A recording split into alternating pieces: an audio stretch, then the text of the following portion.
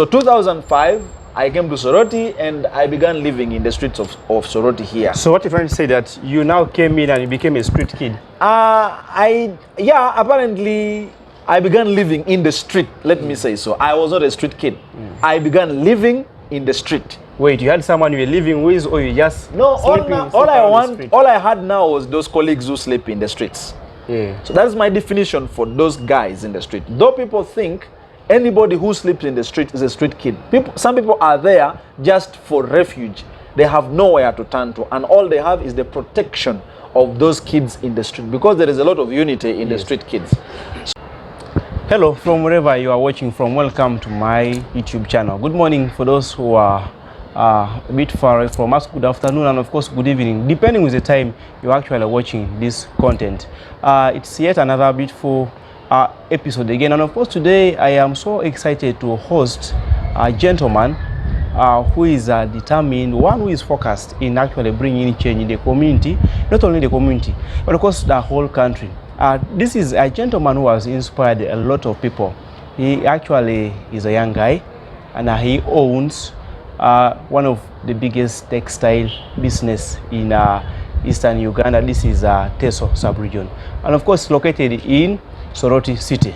So I'm actually excited to have this guy today. So he will actually be sharing with us how he started actually his journey into this business and how he has managed, because a number of times people have started doing this but they have been failing. So we need to get to know from him how he has actually managed to do this. We want to get to know his name and of course his brief history. Then he tells us how he came into this and how he has managed to remain standing strong. Sir, you're most welcome. Thank you so much, Nathan, yes, and Teso TV. I am so excited equally to be on this interview with you. Yes. It's a very rare opportunity that we are giving these platforms, and I'm glad that it's somebody from within home who's been able to identify the initiative and the commitment that we have in seeing to it that we are able to inspire, change, and lift the image of Teso to a certain level. My name is George William Okoit, the proprietor of Light Dynamic Investments and Contractors Limited. We have, for now, we have about 2 businesses under Light Dynamic. That is Dynamic Graphics. Yes. In Dynamic Graphics, we majorly do production, repair, maintenance, and supply of automatic office stamps. Yes. We also make seals. We make school IDs and stuff. We make labels for doors and a number of things. Then we have Teso Textiles. Yes. Teso Textiles seems to be the one that is galvanizing the whole glory. Yes, exactly. Of who we are. Yes. But besides Teso Textiles, we've been doing a very, very big range of activities. You know, as I've always told people that when you're beginning a small business, do everything, and then after you've done everything, later on you can now identify on what you can focus. Yes. But for a beginner, if you are just a franchise beginning, do everything.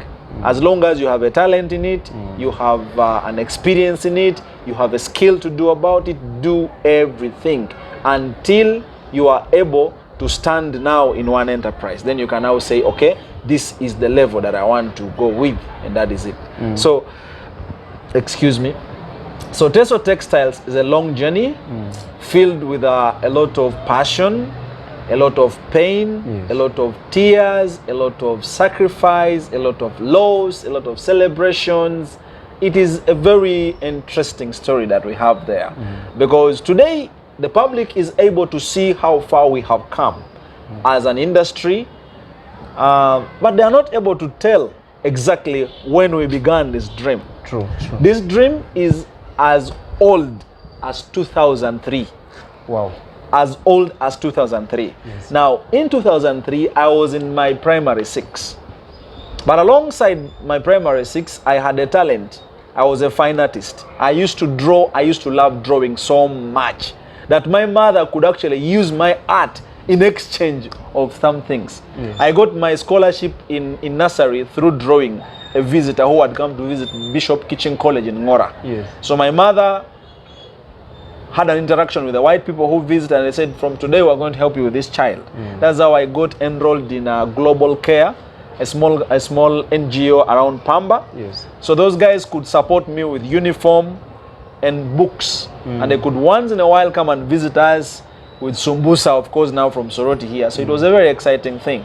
So in my P6, I discovered that I was a very good fine artist. So I tried out my talent in beginning to train myself in how to cut a stamp. First, I had to study how a stamp operates. Yes. Because in the actual stamp, it is a mirror image, like it's a negative. Then when you're stamping it on a document, it turns to face the right direction. So after understanding the technique on how a stamp operates, I began using slippers. You know, I could pick slippers, worn out slippers and gumboots and so forth, and I could cut them. So in 2004, I made my first money from making a stamp for an LC1 in Ngora Trading Center. And I sold that stamp, I remember very well, at 7,000 shillings. So after my P7, actually I told myself, I want to leave education because I thought I had known how to make money. Yes. But then later on, I told myself, no, let me study up to senior 4. After senior 4, I'm not doing anything. Yes. I come from a family of about 8 children, and I'm the third last. My mother is a single mother, and she had a lot of challenges raising us up. Our fathers are from different places, and we have never met any of them. Me and my brothers, we don't know our fathers. So sometimes when people ask me, Okoit, where do you come from? I tell them I come from nowhere. Yeah. Because in our culture, where your father comes from is what you call village. That is but true. here I am, I don't know where my father comes from. I've never met the guy for the last 33 years of my life. So for your lifetime, you don't know your father? I don't know Never my seen your father. I don't know my father. The only person I know as a father is my mother. Yes. That's why you see every time I celebrate a parent, I celebrate my mother, because I don't know my father. But I don't blame him anyway. I thank God he brought me to this world, and I have no challenge with not knowing him. I'm at peace because I am no longer an orphan.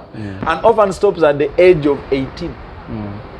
Actually, I tell people that if you say I am from a bad background, it stops at 30 years. Beyond 30 years, your background is now on you. Yes. You create your background at that point now. So, with that challenging way of life, I remember in my senior 2, that was in 2005, 2006 actually, I was in Hardship. So in that holiday, I went back to Ngora, where we used to stay. And I get my mother not around. They told us, oh, your mother told us she's gone. Like my mother left. That is when my whole life turned upside down. So in that year, I came back to Soroti. Because I went to Ngora High for 1 term. Yes. After, this one is funny, I lied the administration of Ngora High. That I'm sponsored, my sponsors are coming to pay my school fees and all this. So they allowed me to study in Ngora High. Because my desire was to be in Ngora High. You know, in primary, they tell you to fill in your interests of which schools you want to join. So I'd put there Teso College, I'd put there Muiri High, put there Ngora High. So when the results came back, I got 14 aggregates. Second term, there were no fees, so they chased me from Ngora High. Wow. My mother brought me to Halshon, thinking they can help me there. So in Halshon equally, I wasn't able to do much on school fees. So every time they looked for school defaulters, I was among those who defaulted on fees. So one day, I told myself, I'm not going to drop out of school. I am in Soroti. I know this place now. For the small time I was here, I go to understand Soroti. So when I went back to Ngora and got that my mother was missing, I remember picking somebody's slippers, a neighbor. I picked somebody's slippers and walked on foot up to Mukura. From Mukura, I got a counter that brought me up to Soroti. That is how my life in the street began. So 2005, I came to Soroti and I began living in the streets of Soroti here. So what you're trying to say that you now came in and you became a street kid? Apparently I began living in the street, let me say so. I was not a street kid. I began living in the street. Wait, you had someone you were living with, or you just No, sleeping all on the street? I had now was those colleagues who sleep in the streets. Yeah. So that is my definition for those guys in the street. Though people think anybody who sleeps in the street is a street kid. Some people are there just for refuge. They have nowhere to turn to, and all they have is the protection of those kids in the street, because there is a lot of unity in the street kids. So after that, I reached out to Pastor Eribu. He used to have a workshop, a wholesale shop around Ariet House. When I reached out to him, he gave me an opportunity to load and offload his stock from trucks. So I could offload sugar, sell, and so forth. One day I told him, "But my man, you give me an opportunity. Can I take this salt and move around town, sell it, bring you back money?" So he gave me my first opportunity when I was in senior 2, second term in Hardship. So I could sell salt during the two-week holiday, make some small money, go and pay fees. But I realized Hardship equally wasn't my game. So my third term of my senior 2, I would not be able to pay tuition. Yes. So I boarded a taxi from here because I had my late brother living in Jinja with another pastor. So I left Soroti aiming to go to Jinja. So nikatoka hapa, I jumped on a taxi up to Mbale. I lied to the taxi guy that I had a family in Mbale. Reaching Mbale, I didn't have what to pay the taxi people. Yes. They took away my shoes, they took away my shirt. I was left in the street at around 7 in the evening. They wanted to beat me, but then they forgave me. I think because of my innocent face. They said, "This boy is just a fake man." So they left me in the streets of Mbale. That is how I ended up living in Mbale, equally on the street. Wow. So I lived in Mbale for some time, but then one night there was an incident. There was curfew in the street. 2 camps were fighting against something. So I became the innocent victim in the middle. They undressed me. They wanted to kill me. I ran to police. I went to Mbale CPS, where I got a woman from Katakwi who told me to sleep at the reception of police. I slept there. In the morning, they went to the store. Out of the exhibits, they picked one of the oldest shirts and a trouser, and then they gave me. Now, when they gave me, I had that weird thought that if these people continue fighting in the street, I might die. My journey, remember, was to go to Jinja. Yes. But I had to have a stopover in Mbale because I had no other way to reach Jinja. Because it was actually even my first time to leave Soroti or Teso alone. The last time I left Teso to go that side was in P7 when we went for a tour in Entebbe. That was 2004. So I embarked on a journey from Mbale up to Tororo. Yes. I left Mbale at 8 in the morning, barefoot, Nathan, barefoot. I walked from Mbale up to Tororo for 12 hours. Yes. 12 hours walking on foot. I pity people who say, "I want to go to town, I want to see tarmac, that tarmac, Nathan, is bad. It's like sulfur." Walking on foot was the worst experience of my life. Along between Mbale and Tororo, I got hungry, I got thirsty, I was regretting, I broke down. All this happened to me. It was a time of reflection. Along the way, I could pick guavas eaten by people and dropped along the road. I ate that. At some point, I remember getting a cavera of chicken bones that I think either was dropped out of a bus or something. I picked it and I ate. All I got was the salt and the last piece of the wings. At some point, I got, we call it what? Ejambula. I stoned, I tried to, but I had no energy to even stone it. I ate. At some point, I got an old woman who was selling potatoes, raw potatoes, who gave me one, and I ate. As you enter Tororo, there is that bridge. That is the first place I took drinking water. That water from that side. It was dry season. It was bad water, but I needed to leave. So I took that water. But my feet were burning like I'd stepped on charcoal. Yes. It was painful. It was exhausting. It was a regrettable journey. But I reached Tororo. When I reached Tororo, it was already dark. With the experience that I had in Mbale, of the interaction with the street kids and the violence and so forth, I lost hope of being safe in Tororo. Because Tororo actually had a bad story than Mbale. Because of the thugs, the smugglers, and so forth. That is when I lost it. I broke down, but in my breaking down, that is when God spoke to me apparently. I overheard a church. They were worshiping God. I followed the sound of that worship and I located Lifeline Church, Tororo.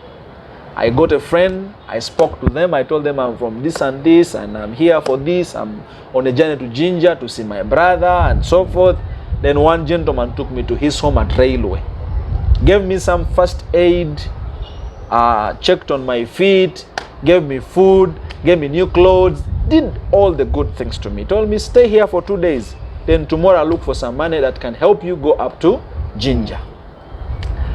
2 days after, he gave me a pair of slippers and a trouser and a shirt, and I left for Jinja. Reaching Jinja, I didn't know where my brother lived, but I remember the church. Yes. So evangelism was something worldwide.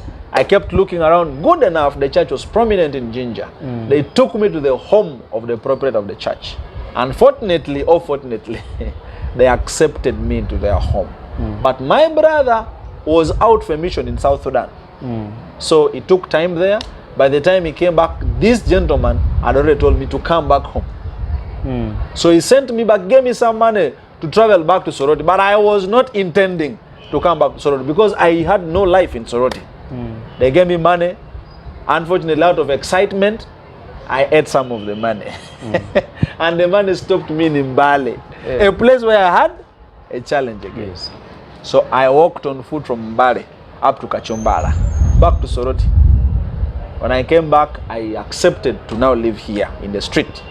That is when now I embarked on cooking in restaurants of Nakatunya, main market, and now I had to change the school. I went to Light SS. I explained my situation to them. That way now, they accepted me. Eventually, my mother came back. When she came back with some small money and helped me pay a few things that I lacked, bought me my first bed, rented for me a small house in Nakatonya place called Freedom. I stayed there. Drunkards were of course everywhere. The next room was a studio of a gentleman called Kayaman, General Kayaman. Yes. You're trying to revise the music there, boom, boom, boom. Production, I know. They always want to do production at night. So it was a very weird thing. So somehow I made friends in Nakatunya. So there was this particular friend who accepted to be my salesman. I told my mother, buy for me a pan, buy for me manya what? I began making chapati. But you know the chapati I was making, it wasn't that professional because I don't know how to make chapati. Yes, yes. So this side has salt, the other side has no salt. The shape of the chapati looked like a hanky, manya what? So, but anyway, people used to buy them. So this friend of mine called Okelo could sell for me. As I go to school, could sell for me. During weekend, I work in the main market of Nakatunya, mingle in Kalo, serving food to those ladies and so forth. Up to today, those of Auntie Caro still remember the story that we had. So I kept on, I pushed on until I got done with my Form 4. But in all this system, I kept juggling. Selling mandazi, working in restaurants, working in sites and so forth. There's actually a place called Crane Guest House or something. It was owned by a lady from Germany. Yes. Man, they took me to a site for plumbing, man. The concrete was concrete. I hit the concrete, you only see light. I was hungry. After doing work, man, they took us for lunch, 3,000. Going to ask for money. They told me, man, they don't pay street kids. You already ate your food. That is your payment. Up to today, I remember that gentleman. I have told myself, one day I'll remind that man that you ate my 3,000 because I was a street kid. So he's still existing? He's still around. You always meet him? I meet him and we laugh. I've never told him that story, but I'll tell him one day. But he remembers you? Yeah, he does. So at the end of the day, after my O-level, I tried to move out of Soroti again. Yes. So that was about 2009 and 2011. 2009, I went to stay in Kumi with my sister, the one I follow at her home. But things were not good. Yes. So I got money, about 80,000, and moved up to Mpiji. Somebody had told me they know where my father comes from. So I moved to Mpiji. I go up to the home. They told me that is where my father comes from. Unfortunately, it was so true that they were equally looking for their son. But I was young. They had got the son they were looking for, so I got disappointed. So when I got disappointed, I went to CPS in PG. I explained my situation to them. There was a gentleman who was OC station from Palisa. He told me, come and stay in my house. I don't have anyone. Help me cook, help me wash clothes and so forth. So I was a very good young man. And then one of the ladies there, an OC station, or OC CID actually, had only one son. But she had a canteen and she didn't have anyone to help. So she discussed with this gentleman who was leaving the station that give me that young man to come and help me sell the shop because my son is going to school. That is how I ended up selling in her canteen. And she gave me where to sleep. I used to sleep in her sitting room. So along the way, we caught a rapport and I told her, Mama, I can also make mandazi. Why don't I make mandazi? I also put my bucket inside the canteen. She told me that is okay. So I began with mandazi. I told her, why don't we be cooking food for suspects whenever they are visited? So that is how I began a restaurant in Impiji police station. I remember I met an OG from Light called Rita. She's now in Sudan. Yes. So I could cook food for visitors who are coming to visit the suspects. So after some point, I grew big to a point that I was now supplying mandazi in the whole of Impiji town. Yes. So at some point, I felt the wings of pride that I had the money. I left this old woman's house and began renting because I thought I didn't have enough freedom. So I moved out, but when I moved out, life became so hard. And I could not come back to the old woman because we had a bit of friction because the way I left wasn't good. Yes. I regret actually. So I left. When life became so hard, I said I can't go back to soroti anymore. So I proceeded now. I left in PG and my journey was Rwanda. Oh. No letter, no ID, no nothing. All I wanted was I'm going to Rwanda. That was my mission. My man, I walked on foot up to Masaka. Up to Masaka. In this journey now, I said, if I die, let me die. I even threw the keys of my house to the bush. I had given up with life. I said, let me just live. I don't want life. I walked up to Masaka. Again, I got a church. So in the church, I talked to the pastor. They had an evening service, and then the next morning they fundraised money for me. Yes. After fundraising money for me, my man, they gave me money, about 50,000, and the idea was, Okoit, go back to Soroti. What did I do with the money? I jumped on a bus to Hoima. It was funny. So I go to Hoima.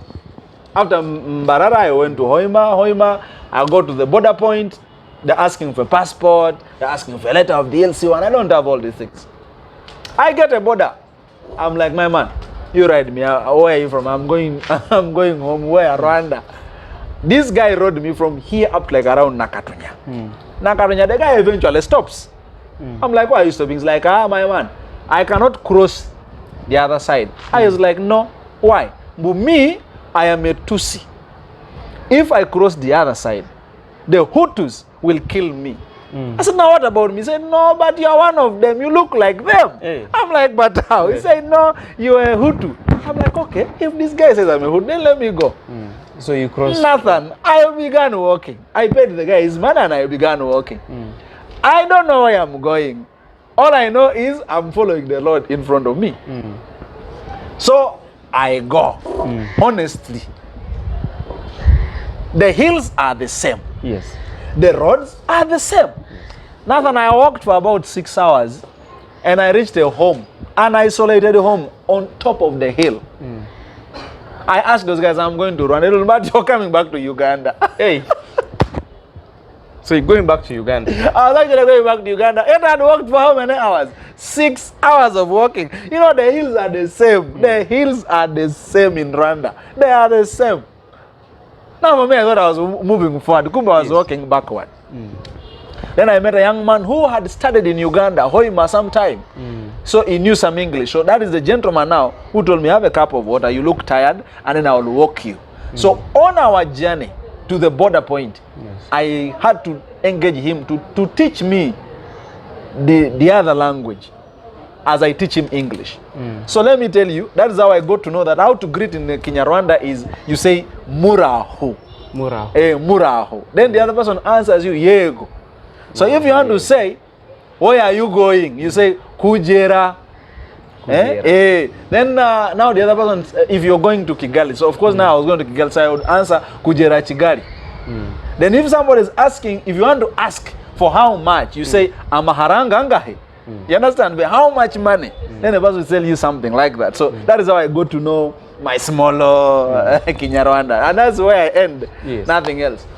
So these things were to help me in the taxi if the traffic stops to verify if anyone has what and so forth. That, remember, the other border guy had already told me I look like a Rwandi.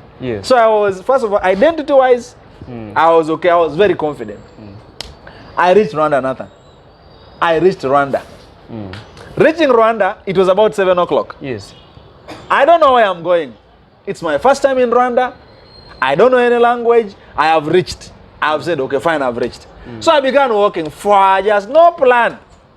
By the time I finished my journey of walking, I had to come back to where I had begun from. Because the buildings look the same. I got late. I slept in a forest. Wow. That night, I had nowhere to sleep. Security is everywhere. I moved around and I got a forest, like a man-planted forest. All those frogs are everywhere. Me, I slept there. I told myself, I die here, I don't care. Nikalala, I slept. In the morning, I woke up. I went around, moving around. The number of Bagandas in Rwanda is bigger than the number of Bagandas in Soroti. Garage, Juakali, they're everywhere and making chapati and so forth. One thing I learned about them is they're united. So when I talked to one guy, he told me, I can give you a job, but you go and stay with my brother. So they sent me to some slum. I got this guy, used to have a saloon. He housed me, showed me what to do. That's when I began doing an odd job in Rwanda. I was a teacher in Rwanda. In 2008, because that is the time they introduced English, 29. English into their syllabus. They used to do France, they call it French. French. Yeah, so French and Kiswahili. So I taught a bit and then I told the guys I'm now leaving for Uganda. I'm going to buy a few things. After some time, I got in touch with my mother. I was stuck in Rwanda. My mother sold her only pig to send me money to come back home. I came back. I boarded up to around Mariama Hills. Mariama Hills is the border between Rwanda, in Tungamo, and then in Uganda. In Mariama Hills, there is only one bus by that time, a gateway bus. If it passes you by 10 o'clock, you wait until tomorrow 10 o'clock. So the bus passed me. My man, I walked again on foot from Mariama Hills up to Tungamo town. That's about 14 hours of walking. The road was dusty. The number of bicycles was, the place is deserted. It's like being in Ongongoja. There are no people. There are no people. We are poor here, but man, there are people who are poor in Western Uganda. Very bad.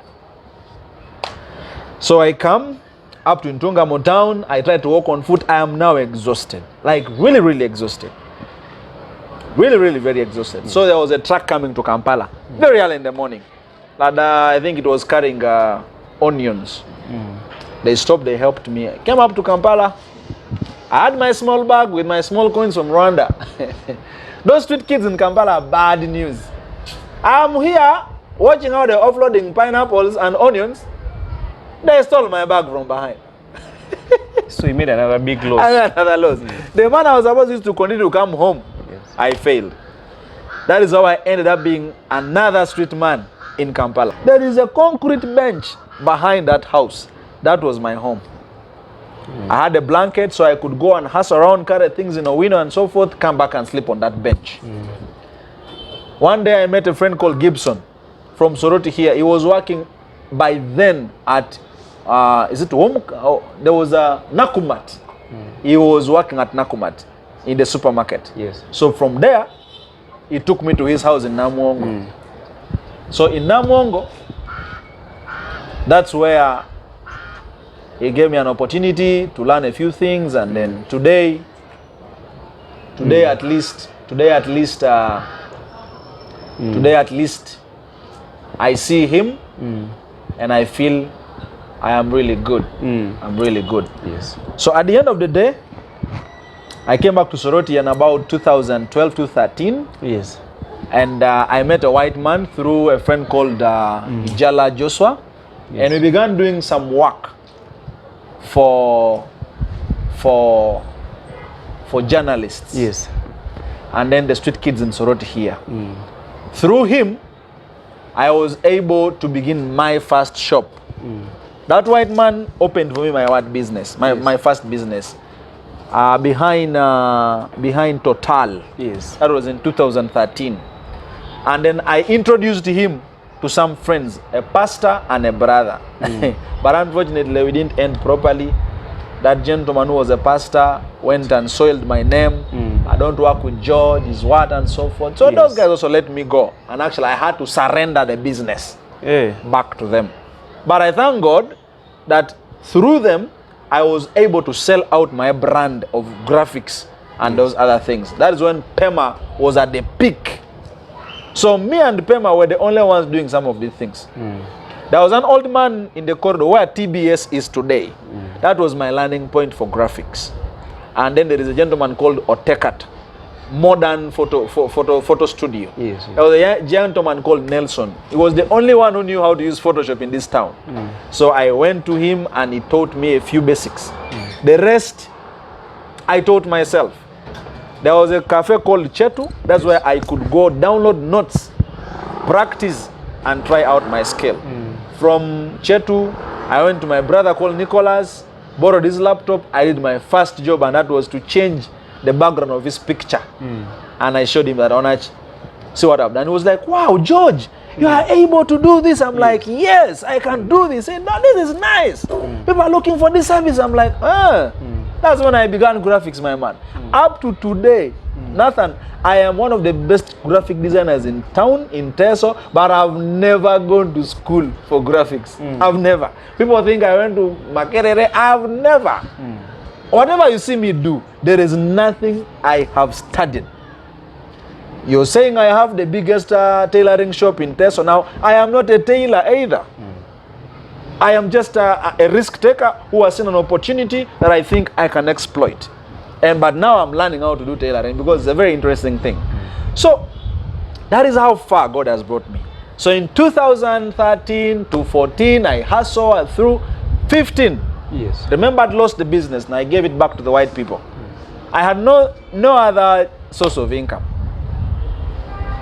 I was in church, praising God and all these things. I didn't know about politics. Then our mama and babas came through. Then that is when I joined politics. I met John Success Ogule, a brother called a Woko or something, a Duoko or something. He's also a journalist. That's how now we began building. So 2015, I joined and I am the best campaigning agent of Mama Babas in Teso. I pick nomination forms. The NRM guys say, Georgie, we shall vote for you. The FDC guys. And I became a councillor. So I served as a councillor from 2016 up to 2021. In that 5 years, that is when my life changed. The first thing I did when I entered council, I went to the bank, I borrowed a 5 million loan. I said, calculate for me all my money for the next 5 years. I said, no, you can borrow 5 million. I borrowed 5 million, began business for Madam. It failed. At some point, I got another loan, 5 million. I met some NRM guys who gave me about 7 million. You know, those small games in politics. And I was able to see what life was. Yes. So 2019, I now began to calculate that, I'm about to leave the political arena. What am I supposed to do? That's when now I used my last money. I had about 1.something million. I bought my first laptop, a Toshiba, which I gave out to Pius recently from Peter Pema. After buying that, I had a balance of about 600,000. So I went to a friend called Jeff Akror, who I told, give me about $1 million shillings. There is a machine I want to buy. Then I bought a stamp making machine. From the stamp making machine, I didn't have where to put the shop. That's when I walked to the late Olungura Joseph, the owner of the Olungura building where Kanu and DFCU is. I told him, Papa, I don't have rent, but I can modify this place. That's why you see when you go to my first workshop, it's built under a staircase. The late Olungura Joseph gave me that place for free. He told me, build and let me see what you can do there. In 3 days, I'd borrowed 1,100,000 from my savings group then. I picked a welder who came and made that container of mine. On Monday, I called the old man to come and see where I began from. I'll actually show you those pictures. I still have them. So from there, I told him, this is where I am. He told me, wow, this is very nice. Work until you're able, then we will pay rent. Until the old man died, I had never paid rent in that workshop. So from that workshop, I grew a little bit. Politics came in, I contested, and I lost. When I lost, I met a friend who gave me an opportunity to pitch for business in his house. I told this friend how I think I can do this, and he told me, what do you want? I said, I want money. He said, how much? I said, you give me 30 million. He told me, come back 2 weeks from now. I went, and the guy gave me the 30 million, told me, pay my money after this period. So Teso Textiles is based on an opportunity. There is hard work, then there is an opportunity. Yes. But the capital of Teso Textiles is not my savings. It is an opportunity that I got after pitching. They gave me the money, I'm supposed to pay back. So that is how I am working hard to make sure that before I begin paying the money, I have everything that can help me stand. And where we are now, we thank God that recently MTN Uganda cut the hard work by 2 years. Whatever we are going to invest in, we're very sure that whatever little we have there will help us. Yes. So that is how my story has been. And through what we have achieved today, we look forward that we shall be an echo to very many young people. There are very many opportunities out there that you and I can exploit only if you can work hard and put yourself in a corner. Thank you. Okay, guys, this has been such an interesting story. So in case you're so far, maybe you're outside Uganda and you're following this and you're like, where are these guys located? Actually located in Soroti City. I will actually be sharing their link in the description. You can actually click on the link. It will actually take you to their Facebook page, to their website. Yeah. So you can actually, you'll be able to get to know more about them. Also, don't forget to actually support Atawe. Atawe is a close brand. Yeah, actually we print for them. Yeah, and actually we are even Atawe. Yeah, we print for them. Yeah, it's actually one of the best brands right now that we also have, at least from Teso, and I see it's already catching fire around Uganda. That's true. That's so I will also be dropping the description of Atawe. You'll actually click on it, then you move into their website. Get yourself at least a brand from these guys. They have caps, they have I think even some trousers. They have trousers, they have t-shirts, they have jackets, they have everything. Yeah. They're actually one of the best designer shops in town right now. Yes. So you want some vibe, you can reach out to Atawe. They're actually our neighbors. You can also come to us for special prints. You have your own brand, can print for you. We do sublimation, we do vinyl, we do puff, we do DTF printing, we do embroidery. So we are good at all that. So anything about that, we are good. Okay, Georgie, just as we conclude this, in less than 2 minutes, I want you to tell me what is the current mood of the Teso? Because most times when Teso start doing something, some of them don't support, and then also you realize Teso move out to develop outside. They go and develop other districts. They leave Teso. What do you have to say about that? I think with my time in business, what I've realized is not about Teso. It's about everybody. Yes. Even your own brother, even your own mother.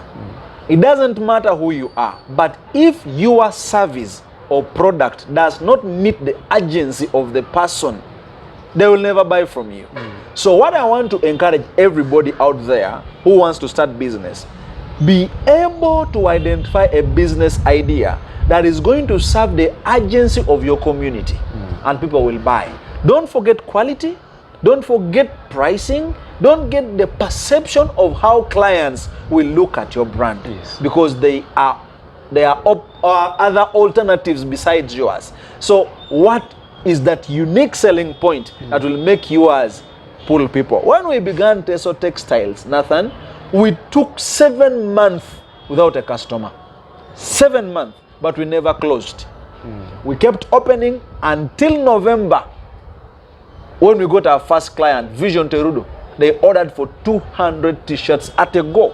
That was our opening point. We made mistakes with them, but we made the best and we delivered to them. So from that Terudo deal up to today, we receive new clients every day.